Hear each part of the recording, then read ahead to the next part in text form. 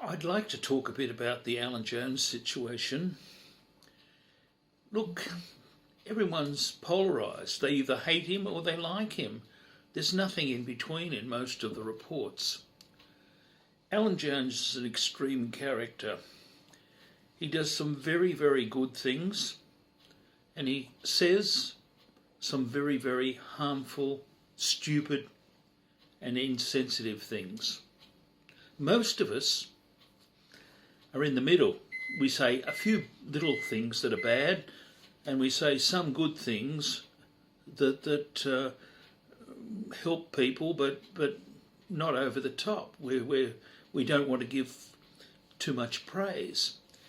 Now, Jones probably does in one day more harm than most people do in a lifetime, but on the other hand, he does more good in one day than most people do in a lifetime. He used to write hundreds of letters helping people that he thought were very worthy of help. He would go out of his way. He may still do this. He's a dynamo, even though he's had serious health problems. Now, he's been wrong in some big cases. The Wagner case in Queensland concerning a dam, and he was very wrong about Julia Gillard's father comments. But as far as saying stuff a sock down Jacinda Ardern's throat to shut her up, that's not nice, but it's hardly a hanging crime. That's how people talk in private. And he tries to make his radio program intimate and direct.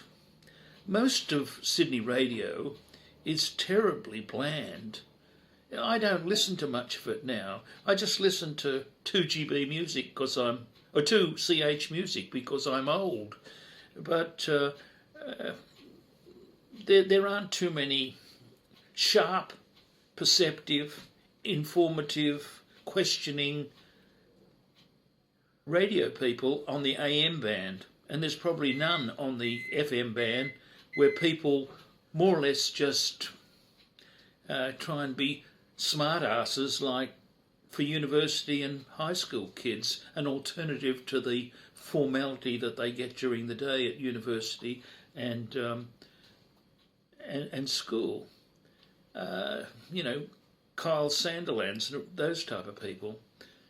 John Laws is on 2SM now. He must be in his 80s, and Alan Jones is nearly 80.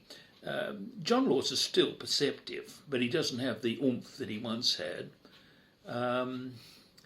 There's on 2GB later in the night, they now have John Stanley, who is relatively good, and I guess Ray Hadley has his adherents. Ray Hadley is a good communicator, and he's a good suburban type, sport type commentator. He is very articulate in his own way, but he hardly has the thrust of a Jones. So Jones fills a gap that's in Sydney radio. The ABC fills it in certain ways, but even the ABC doesn't have the, let's say, presenters they once had. Clive Robertson, Margaret Throsby, and Margaret Jones, Carolyn Jones, back in the 80s. We just don't have these people anymore. They're pretty ordinary. They're not incompetent, but they're pretty ordinary. They don't stand out. You need personality as well as information. Anyhow, back to Jones. He puts his foot in it a lot, but I think he's still worth having around. Like us, he's a mixture, and to just say he's all bad or he's all good is inappropriate. That's childish judgment of people. But he has said some very nasty things, but they are just words.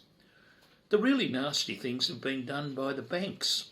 There's a report today that in the last 5 years, as far as I can make it from a rather ordinary article, that the public have lost 201 billion. Why are we worrying about a comment by Jones when we should be reforming these big institutions? He tries to reform some things, and sometimes he's way off the mark and rude. But Stephen Mayne criticised Alan Jones, and I've got admiration for Stephen Mayne, who's quite a financial expert and talks a lot of sense. But he should be trying to get reforms with the banks quickly applied. They're going to take ages, according to many commentators. So Jones is a mixed bag.